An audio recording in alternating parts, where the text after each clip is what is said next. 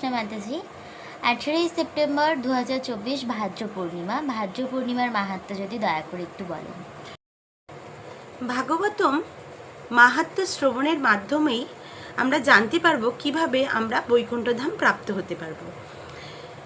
শ্রী পরীক্ষিত মহারাজ শ্রী সুখদেব গোস্বামীর শ্রীমুখ থেকে ভাগবতম শ্রবণ করে এই ভাদ্র পূর্ণিমার দিনই বৈকুণ্ঠধাম প্রাপ্ত হয়েছিলেন।